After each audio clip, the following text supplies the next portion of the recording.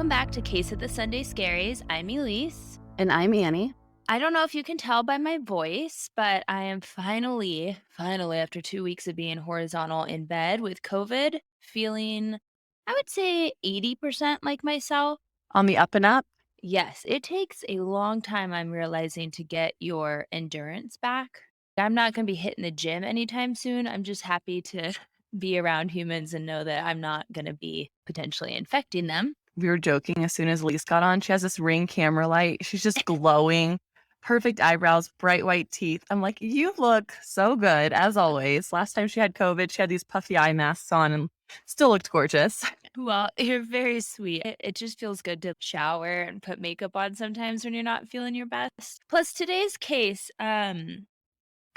I'll just say this, I don't wanna give too much away, but I cried a lot during the research of this, so I'm surprised I'm not more puffy-eyed. Today's case, it's just heartbreaking, but in a way that's a little different than most of the cases that we covered. I'm going to cry because I'm a Cancer and I cry at the drop of a pin. So I'm glad you gave me a little bit of a warning, but I'm ready, I think, to hear this case.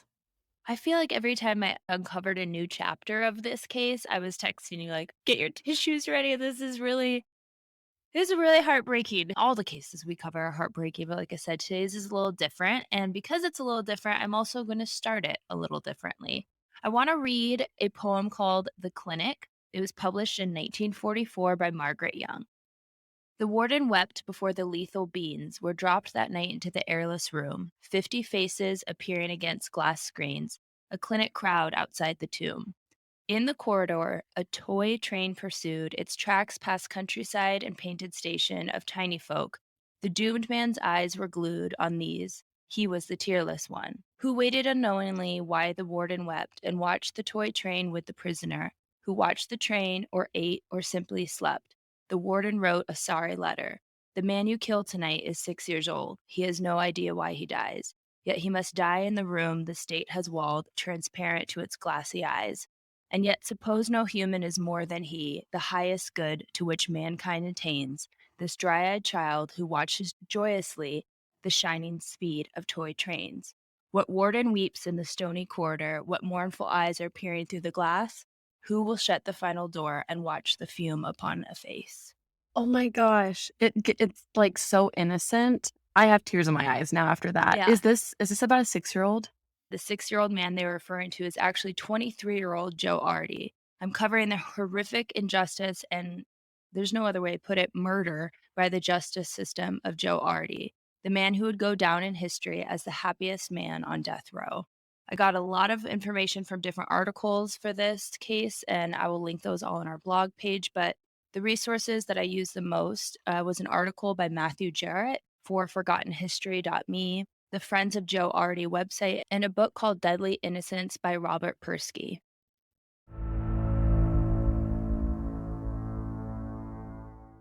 Joe Arridy was born April 29th, 1915 in Pueblo, Colorado. Yes, we are back in Colorado. We always come back to Colorado. Like, we It's don't even true. try to. No, this was completely unintentional. His parents, Mary and Henry Arridy, were Syrian immigrants that had moved to the United States, like so many immigrants, with the search for the American dream and a better life. Henry found work at the Colorado Fuel and Iron Works. Joe was their first child, and it seemed, at least for a while, that they were going to have that American dream that they were chasing. Joe was described as an incredibly good natured and just all around good kid. He enjoyed playing just like any other child.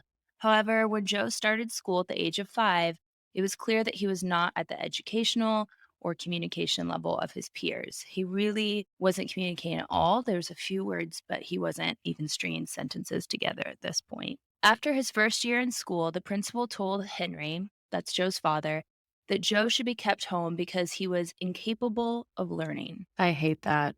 I do as well. And I think this is kind of a good time to stop here and just remind our audience that Joe lived in the early 1900s. It was obviously a very different time. And there's going to be language that I use today when I'm quoting people involved in this case that I recognize is wildly offensive today. But at the time, words like idiot, imbecile were used by doctors to describe someone's mental capabilities. So I know how hurtful these words are, and honestly, it kind of makes me cringe and uncomfortable to even say them. But I think it's really important to directly quote some of the people in positions of authority at this time, as it highlights just how misunderstood people with learning disabilities or people that had a lower intellect truly were and how they were treated. I totally agree. As painful as it is, sometimes you have to just give the story the injustice that you're gonna give it, even though Yeah. nowadays we would never say that. I think it is important as well. So, carry on. After the principal told Joe's father that he couldn't return to school, Joe remained at home. Honestly, I think any kid this age would probably be pretty happy about that. He spent the next 3 years fashioning any old thing around the house into a game or toy and really entertained himself most of the time. And this is going to become a pattern throughout his life. He was happy with just the simplest things. In 1923, Joe's parents had another son, and then the year after, they had a daughter. Now, obviously, having three children to support on one income was not easy. His mom did not work at the time, she was taking care of the home, and his dad was a laborer. So, Joe's father began bootlegging. Oh, like making alcohol. That's what bootlegging is, Yeah, correct? Okay. right. So for those who aren't maybe quite as enamored as I am by the 1920s, I'm just going to give you a little brief history so you can understand the time that they lived in. Prohibition began January 17th, 1920, and this was a nationwide constitutional ban on the production, importation, transportation, and sale of alcohol. I honestly will probably do an episode covering prohibition Please do. and some of the things that happened during that time because it was wild. I mean, I'll just drop a little hint. Did the government poison alcohol on purpose? Maybe, but we'll get to Oh, that at a later date. Like I said, I could do an entire episode on the crazy things that went down, but I want today our focus to remain on Joe. So, with alcohol being outlawed at the time, but people still enjoying, as they do now, escaping their day with a cocktail, there became an underground network of people making and distributing alcohol, and those were called bootleggers. Obviously, I wasn't alive at this time, so I'm kind of putting in my own assumptions here that there was probably a lot more money to be made in this illegal activity of alcohol production than in Henry's previous job with the ironworks. especially if there's a need for it, right? Like you said, everyone loves a good cocktail. Everyone's going to want alcohol for the government to kind of shut that off. Boom. You have a whole market of people just waiting for you. And you can also price it accordingly. Yeah, prices are going to skyrocket when supply and demand is a little bit more challenging. Bootlegging had its risks. Obviously, it was illegal, and Henry was in and out of jail, leaving Mary to look after the home and at times raising all three children completely on her own. Again, they were immigrants, so they didn't have extended family in the area to help. It was really just them against the world. As Joe got older, with his father in and out of the home and his mom looking after his young siblings, he was often found sort of roaming the town of Pueblo completely on his own. His parents were at a loss as to what to do with him because he still could only speak a few words, short sentences, and they just didn't know how to help him. Henry asked his neighbors for advice, who, in some reports, it seemed like the neighbors weren't too fond of Joe just kind of roaming about without guidance. Hmm. And they gave Henry, Joe's dad, the advice to go to the court and petition that his son be committed to a home where he could get the care he needs. At this time, again, I could do a whole episode on what these quote unquote insane asylums were like, but that's for another day. Henry did end up petitioning the court, and a judge agreed that Joe needed to be in an institution, and he was sent almost 300 miles away to the Colorado State Home and Training School for Mental Defectives. Yes, that is the title of this home in Grand Junction. Like I said before, I don't really enjoy these phrases. So for the rest of this episode, I'm just going to refer to it as the state home. At this facility, Joe was tested for his intelligence, and they determined Joe had an IQ of around 46. He had the intelligence of about a 6-year-old. And how old is he at this time? Do we know? Like a teenager? Not quite yet. I believe at this time he was around like 10 or 11. Okay, so preteen. Right. I also want to point out how the doctors described Joe because it really lends to why Joe did some of the things that he would do later in this story. Doctors described him as a follower, passive, and very eager to please others. And that's something that I want you to remember because it comes up a lot in this case.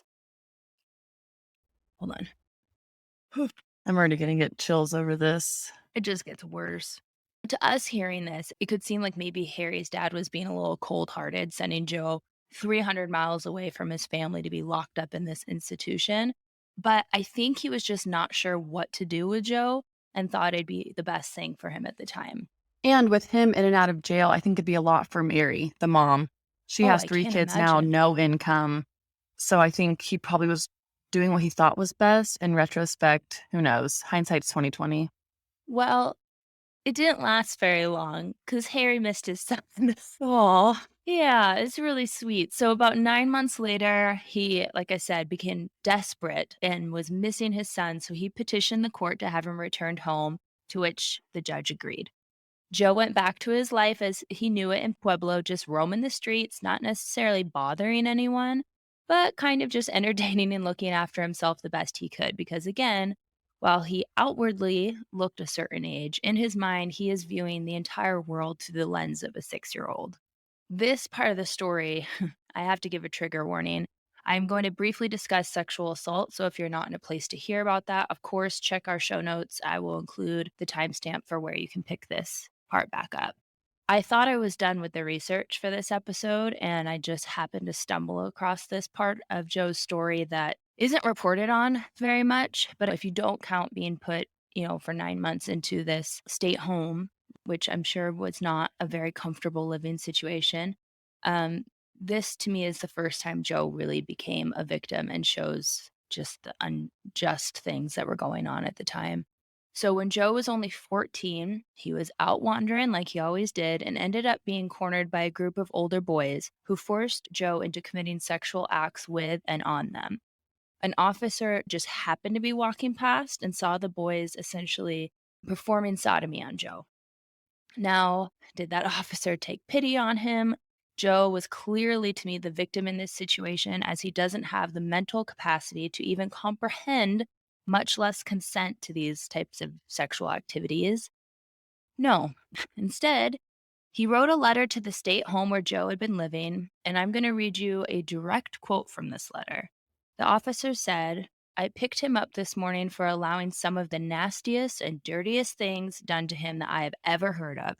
The boy, in all caps, must be returned, referring again to the state home. The people of the neighborhood are indignant as they are afraid of the boy and think he should never have been turned loose. Joe was taken back to the state home because of this letter and put in a ward for sexual deviance. Until 1962, all states had laws against homosexuality and often referred to being intimate with the same sex as deviant behavior. But let's keep this in mind again. This officer did not happen upon a consensual same sex intimate relationship situation. Joe had the mental awareness of a 6-year-old. And we like getting red in the face here. We all understand that a 6-year-old cannot consent to a sexual encounter of any kind, but yet Joe is being labeled a sexual deviant for essentially being coerced and having been sexually assaulted by this group of older boys. I also want to point out that during his entire stay in this ward, again for sexual deviance, never once did Joe have any incidents on his file about sexual activity. And sexual activity in this ward even included masturbation, not one file on his report. That ticks me off. I mean, that's an understatement. I wish you guys could hear my heart through the mic, but we'd have to upgrade my mic a little bit for that. This 14-year-old who is still a boy, but has the mental capacity of a 6-year-old is being labeled a sexual deviant because older boys, their ages aren't stated, but it referred to them as older, coerced him into doing things he probably didn't understand what was happening. And Pueblo's not that big even now. I'm sure the cop kind of knew the story of Joe and his family. He should have went in there, arrested the other boys, taken Joe home, put him in a safe spot, and like taught Joe, hey, the world's not this great place you think it is. Like you mentioned, he was kind of a follower and kind of innocent. Yeah, I feel like the story's about to go really bad. It's just to me one of the many times in Joe's life that he would be made out to be something other than the victim in this story.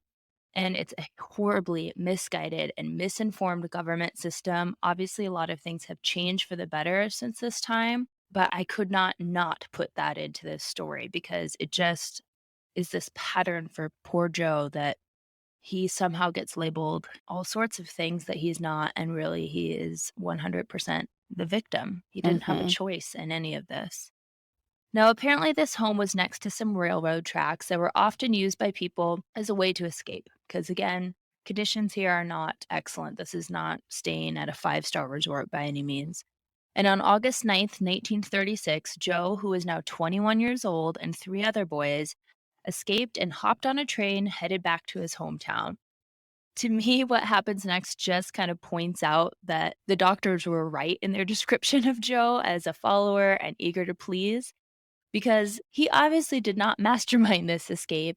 Once they all got back to Pueblo, the other three headed into town, but Joe, not wanting to disappoint or make anyone mad, hopped back on a train and headed back to Grand Junction. No, the innocence. Okay, that's kind of adorable. He was like, "Wait, I don't wanna get in trouble. Yep. Red alert, red alert." Right? Aw. We don't really know what happened during this block of missing time because Joe couldn't remember himself what he was up to. But on August 20th, he was found in Cheyenne, Wyoming, and made friends with a couple called the Gibsons, who allowed Joe to wash dishes for them in the kitchen car of a train in exchange for food. But because Joe was not an actual registered employee of the railroad, the Gibsons had to drive him back to Cheyenne before their train was supposed to move on. So props to the Gibsons for helping out. Joe obviously was in an area on these railroad tracks and trains that he was not supposed to be, so he was arrested by railroad detectives and transferred over to the care of Laramie County Sheriff George Carroll. Sheriff George Carroll had earned a lot of respect and admiration from his time in his service years and was considered to be very trustworthy. However, when this non communicative drifter, Joe, was put in his care and he asked Joe where he was from, to which Joe responded, Pueblo, well, that got Sheriff Carroll's interest piqued. You see, there was a major press coverage of two horrific cases out of Pueblo. On August 2nd, 1936, Miss McMurtry and her aunt Sally, their home had been broken into at night while they were sleeping. Sally, who was 72, died from skull fractures from a horrible beating with a hammer, and Mrs. McCarthy survived the attack but was in very rough shape. I need to point out again the dates these two women were attacked. On August 2nd. But Joe did not escape from the home that he was living in with those other three boys until a week later on August 9th. So clearly, there's no way he could be responsible for a crime that happened 300 miles away while he was under pretty supervised care at this home. Right, he has an airtight alibi. You would think. But on August 15th, 3 blocks from the home where the two women had been brutally attacked, Dorothy Drain, who was 15, and Barbara Drain, who was 12, were attacked basically the exact same way. Someone snuck in after dark when everyone was asleep. Unfortunately, this night, the two girls' parents were not home. They had gone to a charity event. They were having a night on the town, and we never want to place any fault on anyone Right, here right. besides the perpetrators of this. Again, Dorothy was 15, so it would make sense at that age she's just babysitting her little sister. Absolutely. Whoever broke into the home attacked the girls with a hatchet and sexually assaulted Dorothy. She unfortunately died during this attack, but her younger sister survived. Her injuries were severe enough, though, that she was in a coma for about 2 weeks. Oh, I don't think it's hard to see the similarities between these two cases, especially, like you said, in a town of Pueblo, which I looked up the US Census for the time. It had a population of around 50,000 people. Obviously, this is going to be the talk about town. And it's going to spread about there being a potential killer on the loose. And police had tons of pressure on them to figure out who was responsible for this and put a stop to it before anyone else got hurt. They questioned suspected sex criminals in the area and put up an award for $1,000 for the information leading to the capture of this perp. I was like, $1,000 doesn't seem like much, but but you got back to in the remember, day, was it right? a was it a ton of money?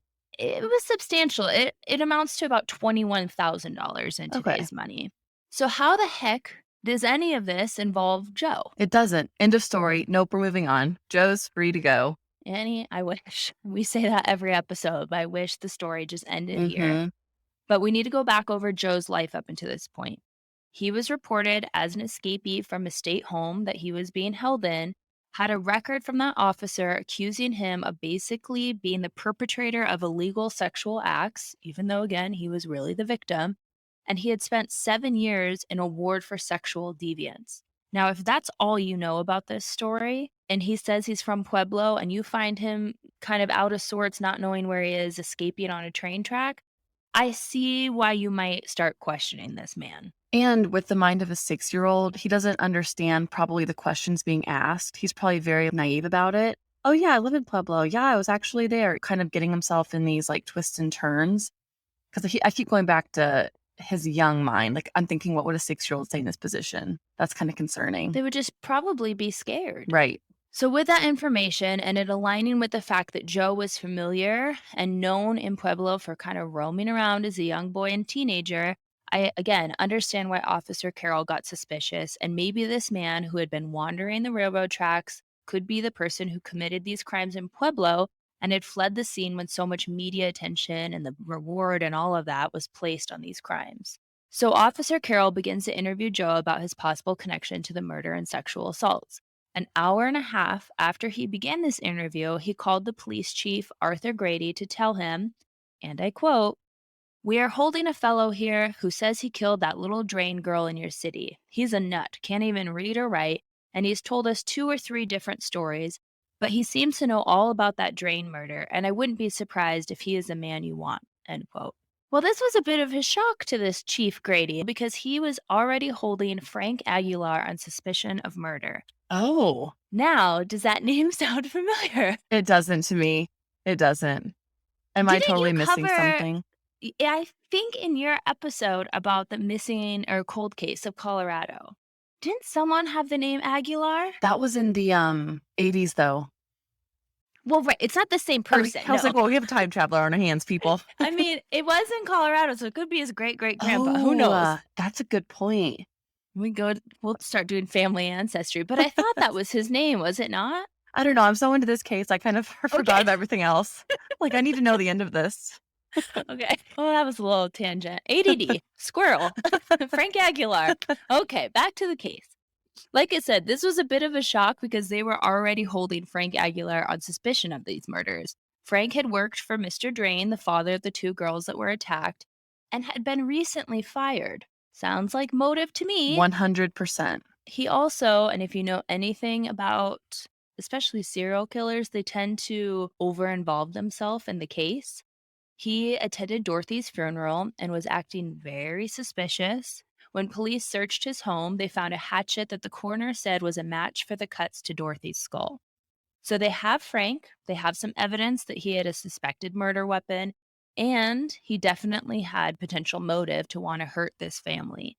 But he had not confessed to anything. And then this Chief Grady gets a call saying that someone else has confessed. So he's a little confused, to put it mildly. But this story is about to get real fishy because this supposed confession by Joe, it was never written down. It was never recorded. And obviously, we're going back to the 1920s. So it was usually someone was in the room typing out what the person said. And it was never signed by Joe. So this is a confession, air quotes, where it's a police officer versus Joe. Of course, people are gonna believe the police officer. Yeah, of course. And he, again, is a very, very highly respected, trusted person in this community. Oh, I also forgot to mention there was no witnesses at Oh all. my No other gosh. police officer around who witnessed this confession besides Officer Carroll. He ended up interrogating Joe for over 8 hours that day.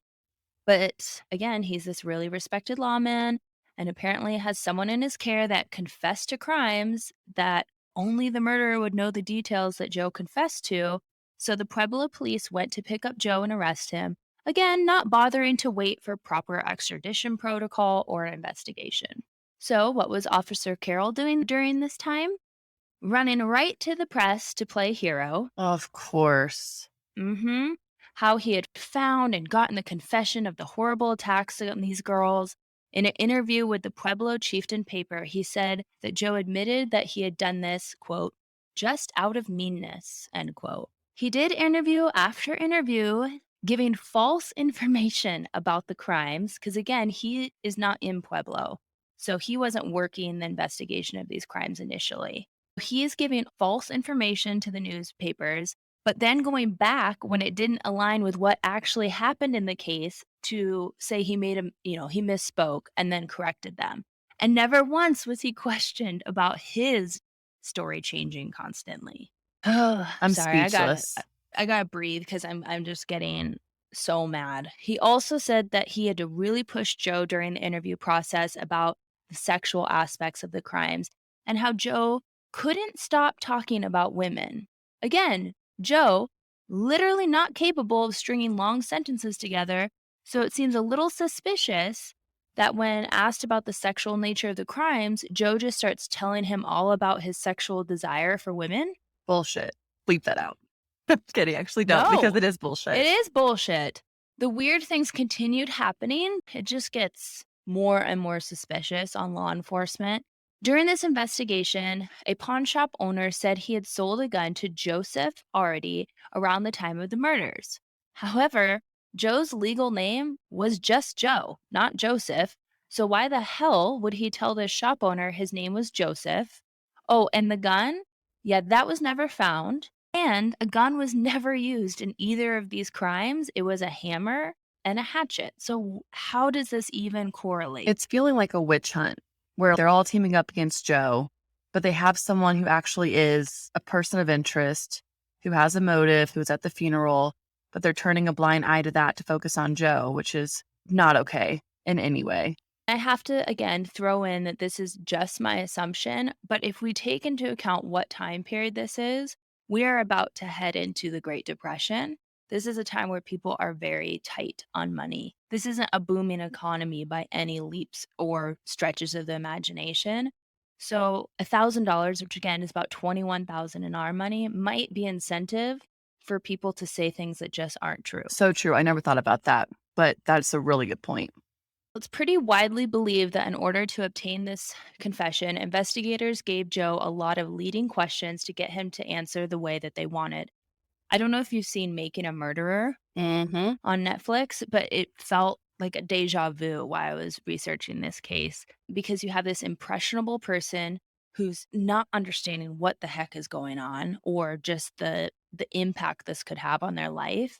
And again, doctors state that Joe is super eager to please, and these detectives are giving him questions that are literally filling Joe's head with how the murder actually happened. So instead of answering the questions honestly, it's believed that he was just kind of parroting back to the investigators what they had told him, which again should not be happening. And we're taught to trust law enforcement. So for Joe, he probably was like, yeah, I'm doing the right thing. I'm sure they had all the emotions. Good job, Joe. Tell us more. And then did this happen, Joe?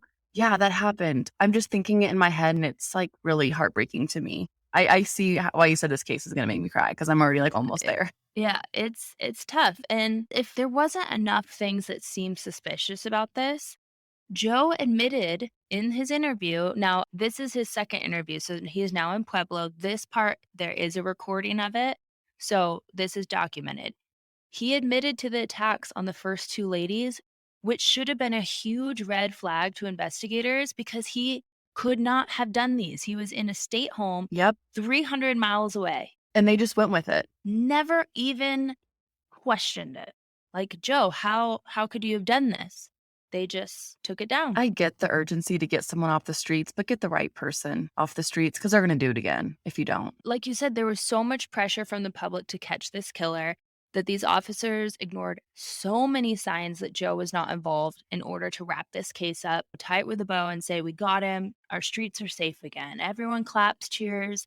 But what about Joe? And to make this even easier for them, at this point, they tried to say that Joe and Frank were a Oh team. They my had committed gosh. these murders together. On September 2nd, Frank Aguilar, who is and has been in jail on suspicion of these murders, actually confessed. The confession, unlike Joe's, was recorded. He admitted that he knew the parents would not be home that night. He watched them leave and then snuck into the home and attacked the girls. He never mentioned Joe during this confession unless he was asked. The DA who was interviewing him asked some seriously leading questions. For instance, he asked Joe, then Joe assaulted the big girl, didn't he? To which Frank simply just replied, yes. And I want to use an excerpt from the article The Murder of Joe Arridy by Matthew Jarrett for ForgottenHistory.me. This is what Frank said about Joe's involvement in the crimes. Frank's story went that he met Joe by chance and found out that Joe was a sexual deviant. Frank told Joe about the crime he was planning to commit, and Joe agreed to go along with it. They sat hidden outside the Drain's house and watched for Mr. and Mrs. Drain to leave. After the couple left, they waited 10 or 15 minutes for the children to fall asleep. They broke into the home, found the girl's bedroom, and hit Dorothy several times with a hatchet before Frank began to sexually assault her. In the middle of this sexual assault, Barbara woke up and yelled at them to get out. Frank hit Barbara with the blunt end of the hatchet, which knocked her out. He continued with Dorothy, and once he was done, Joe then sexually assaulted her. Once Joe was done, Frank hit Dorothy again with the hatchet, though she was likely already dead, and they left the house. They split up and never saw each other again. Of course, Joe, being his agreeable self, confirmed his story. Oh, it's so unbelievable to me. And I don't even have a law degree or any kind of police history. I mean, obviously, I'm in marketing and I do a podcast, but the fact that they just let Frank run with it and Joe's just kind of like a side person here. Like, I did all this and then Joe was there in the corner and then I did this. And then it's like, come on, people, open your eyes. Well, and what about the fact that Officer Carroll, who would have access as the case and investigation went on, access to kind of privy to information, would make these statements that were 100% false about how the murders went down, and then would go back to those same reporting agencies and correct it as, oh, I misspoke. No, you got more information and realized your story was Those wrong. reporters should have called some major bullshit. It's just there's so many instances where you just kind of slap your palm to your head and go, "What the hell are Hmm. you guys thinking?"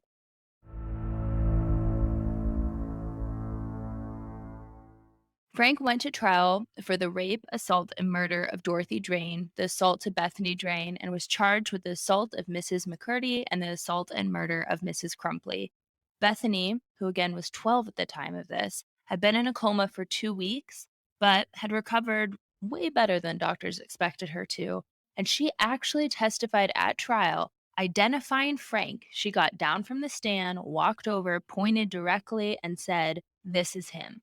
She identified Frank as the man who had broken into her home and whose face she clearly remembered as the man who woke her from her sleep. It took the jury less than half an hour to convict Frank for every single charge. So, what about Joe? Well, funny enough, during Frank's trial, no one asked about Joe. No one talked about Joe's involvement. Even the fact that Frank had said that Joe was involved never got brought up. And Bethany was never asked to identify anyone but Frank, but she never alluded to the fact that there was more than one man present that night in her room. Oh boy. I don't like this at all, but this next part's going to hurt, isn't it? Yeah, like hold on to your chair because you might throw it. Joe's lawyer, and I'm going to give credit where it's due, he really tried. Initially, he entered a plea of not guilty, but I'm just going to assume because they had this confession by this respected police officer, he withdrew that and then put in a plea of not guilty by reason of insanity.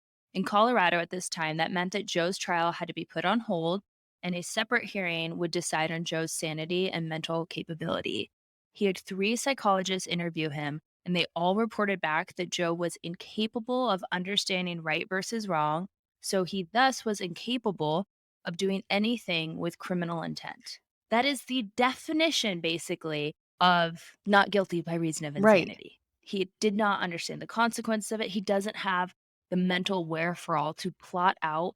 Like, can you imagine a 6-year-old creating a timeline like they had to of that night No. of I'm gonna overhear that this man and his wife are going to a dance. I'm going to stalk this home, wait for the parents to leave, wait till everyone's sound asleep, and then creep in. Like 6-year-olds don't even have the patience to do No. that. Let's be honest. And to have 3 different doctors all come to the same conclusion, I think is really telling.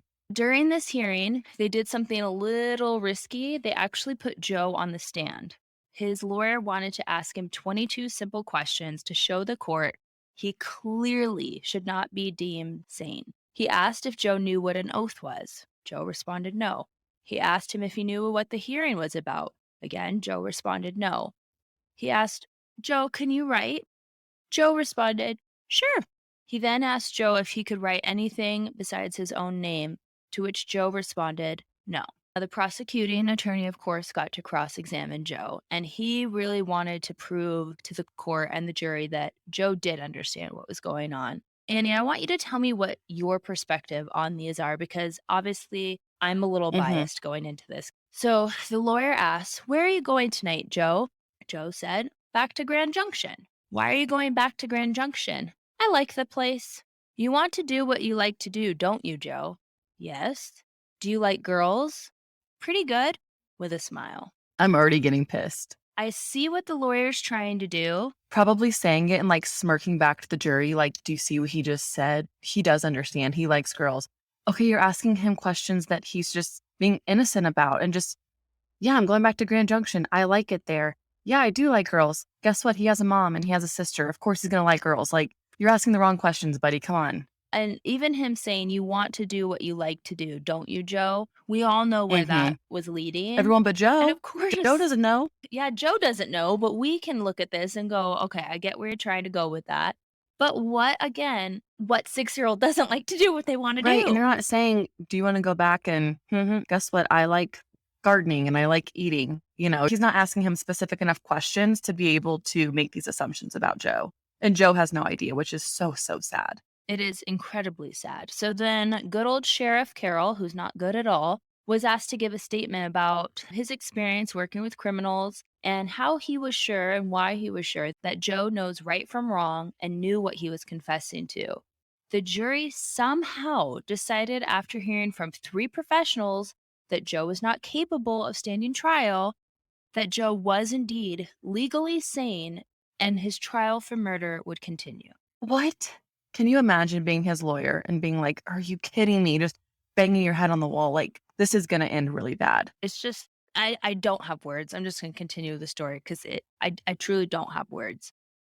I could honestly go on for an hour about all the misconduct that happened in this case.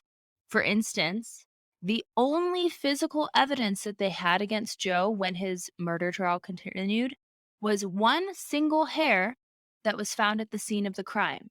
Now, we covered DNA, or you did in your episode, and it wasn't until the 1980s that they could do DNA analysis. For such a it sounds like a brutal crime scene. Yeah, you're right, actually, back to your first point, that was probably planted there if they ever found that in the beginning, and who knows if it's Joe's because they didn't even have the testing capabilities to do it then. This is 60 years prior. Did they have microscopes? Sure. So this scientist that looked at this one single hair could identify it as Joe's. Like he said, 100% this is Joe's. But here's the part that's really going to grind your gears, Annie. Can you guess when this one single hair at the crime scene was discovered? If I were to guess, I would say after it had already all been cleaned up, they happened to go back and find it. Only after Joe was arrested and transferred to Pueblo. Oh my gosh. Or they could easily snip a little piece of his hair and he probably would never know. Like I said, if that even was his hair, because it probably wasn't. Well, and quite frankly, look at my shower drain. I mean, you have access to 400 plus hairs on the daily. I wouldn't even know if you took one. So it's just that by itself might seem like, okay, we can pass that off because they didn't have the forensics like we do now. But it's just one more thing in like a long, long line of fishy investigative work, to say Mhm. the very, very least. Now we have to go back to Sheriff Carroll. Somehow, even though Joe's confession was never transcribed or recorded anyway, and I keep harping on that because here's where it's going to really come into play. Sheriff Carroll goes on the stand, and 8 months after this supposed interview and confession, he got on the stand and recounted the entire interview, of which he said there was 8 hours of, word for word, somehow recalling every question he asked Joe and Joe's responses, even going so far to mimic Joe's voice. So he's almost poking fun at Joe's intellect during this recollection of a conversation he had 8 months ago. Some people have photographic memories, but considering this man can't even keep his story straight that he's telling the press, I find it a little sus that 8 months later he can tell you word for word what Joe said. This guy sucks. Also, lying under oath is illegal, buddy. Yeah, I'm going to hand it to Joe's lawyer again. He really tried his best. He brought back the 3 psychiatrists from the first hearing who testified yet again that Joe was incapable of committing these murders, and even brought in the superintendent, who was a doctor from the state home where Joe was staying. He also testified that Joe was not sane or capable of committing these crimes. Again, Sheriff Carroll's testimony had a huge impact on the jury because they only deliberated for 3.5 hours before they came back and found Joe legally sane and guilty of murder. They sentenced him to death by gas chamber. It was reported the next day that Joe had no reaction to the announcement of his conviction or mention of the death verdict. Annie, guess who got the $1,000 Don't reward? tell me this stupid sheriff. Stupid Sheriff Carroll. I hate this guy.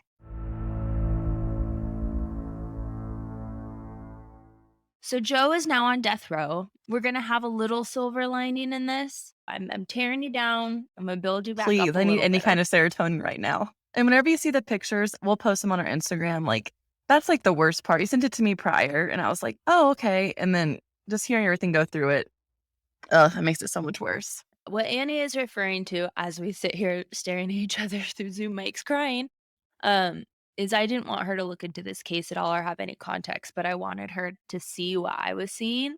These beautiful, honestly, Hmm. pictures of Joe on death row. And we'll get into like kind of the why behind these pictures, but of course we'll put the pictures on Instagram so you guys can see them as well.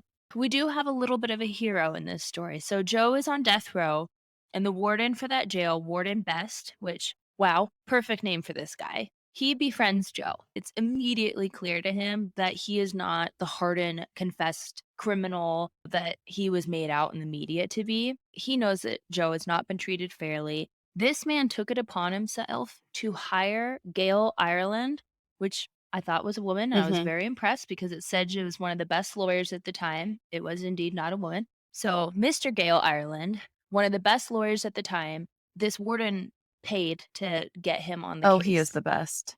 Ireland was met with one roadblock after another, but he was granted 9 stays of execution on behalf of Joe while he investigated and worked on this case. Oh, I can't believe I'm crying. It's just like you've painted the perfect picture of Joe. I love him. I want to protect him, and like no one did. People tried. Don't get me wrong. I'm sure his family tried. His lawyer sounds awesome, but he was up against everyone. Like the odds were not in his favor, and that's just not fair. I mean, and especially when you take into account the time period. He is the son of 2 immigrant Hmm. parents, and his father had been in, jail for just really trying to support his Right. family any way he could, and so it's not like they have the power to go against, a respected sheriff. All the odds were truly stacked up against this guy.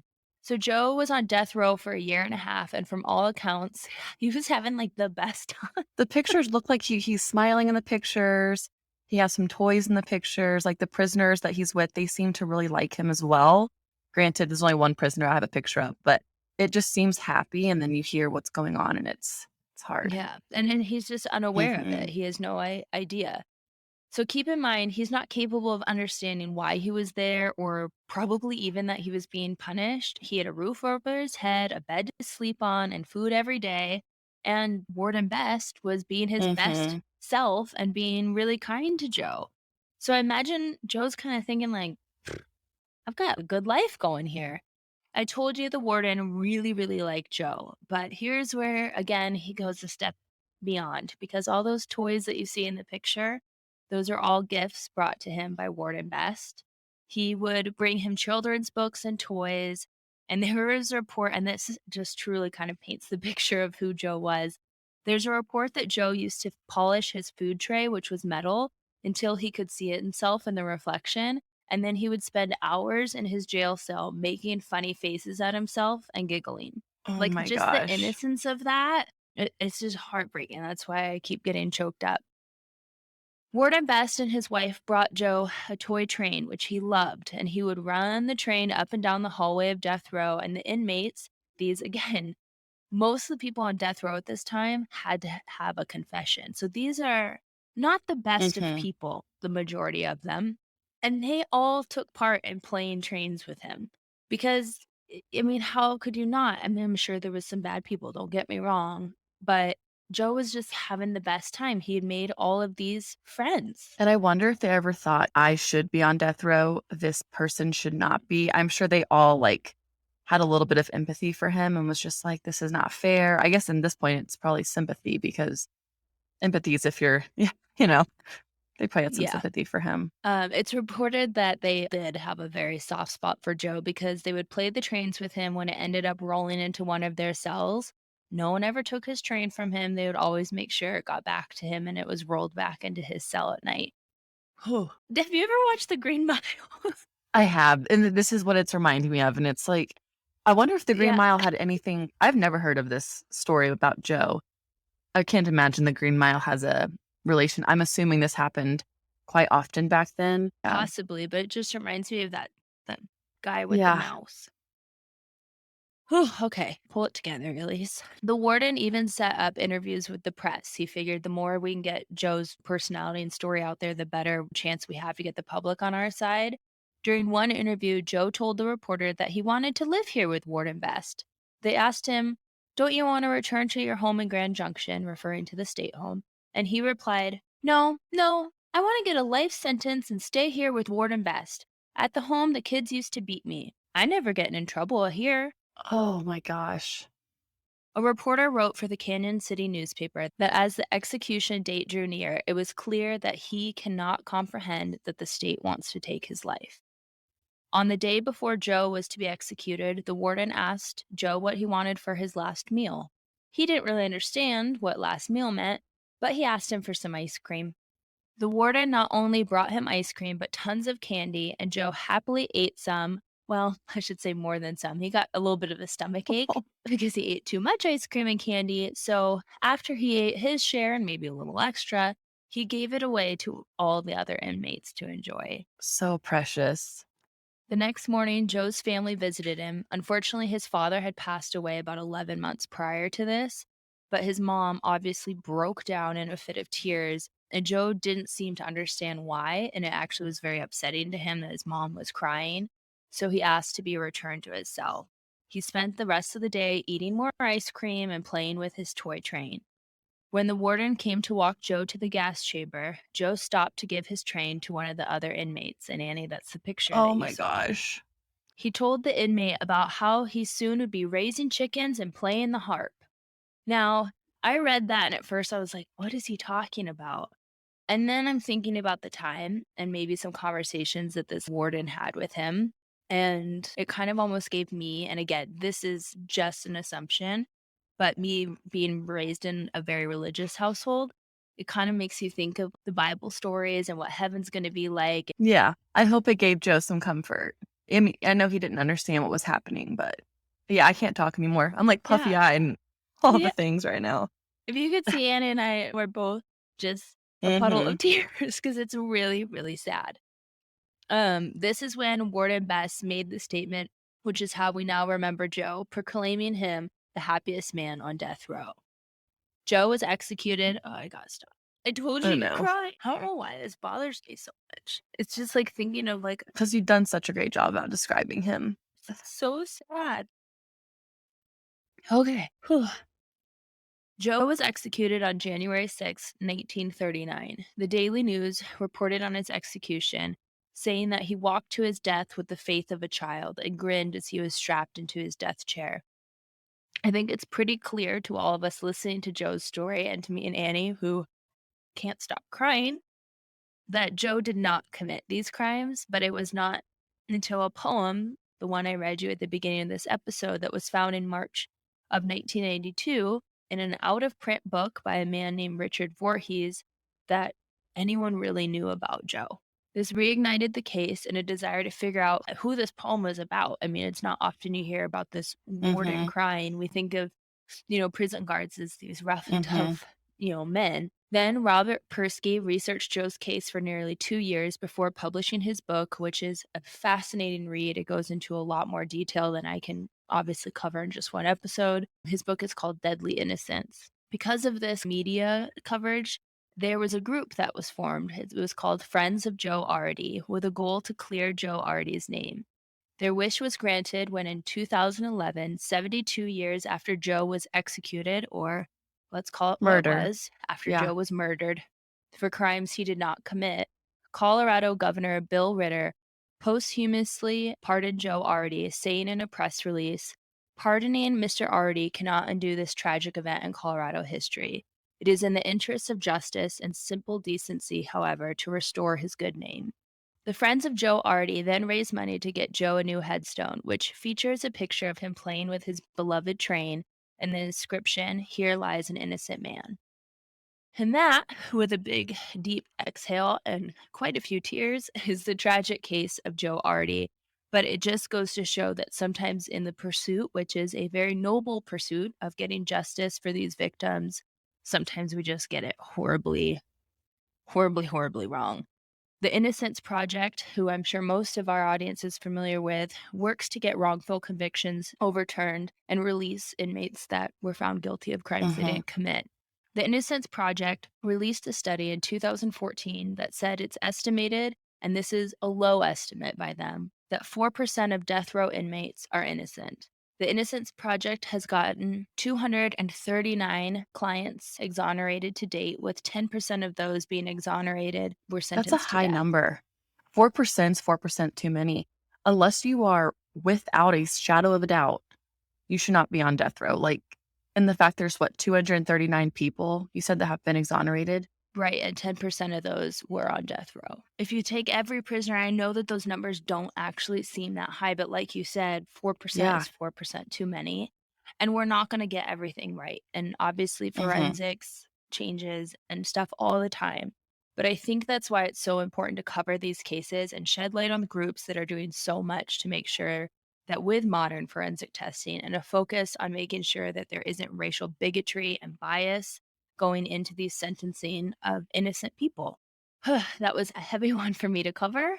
We're going to share the images that I shared with Annie because if you just look at this man's face, it is like looking at a child's. He's happy, he's friendly, he has like a good aura. I mean, I know it's just a photo, but you can just tell that looking at the photo that he was an amazing person. And this is not fair, but I am glad there's a little bit of something done. The governor saying he was innocent and getting a new tombstone and all that stuff, but doesn't make up for their horrible injustice done to him. No, I mean, he was in his 20s.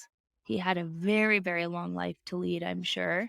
And obviously, in just a year and a half on death row, his life touched people that probably, like I said before, deserved to be there and had done some Mhm. pretty terrible things. And for them to be so touched by him in a short amount of time, I can't imagine the impact potentially he could have had with the rest of his life if he was allowed the opportunity to have a life. I hope no one was driving to work listening to that because you might need to go reapply and kind of fix your face a little bit because that was a heavy one. We will be back soon with a case I know Annie is very excited to share with you. I want to thank everyone who has not only taken the time to listen to this podcast. I'm speaking for Annie and myself when I say this. It's not lost on us that it's a huge ask to take an hour or more out of your week to give up your favorite entertainment sources that you're Mhm. comfortable with, that you've heard their voices forever, and to give us a try. And we just want to thank you for that to those who have really gone above and beyond and rated and wrote a review of this podcast.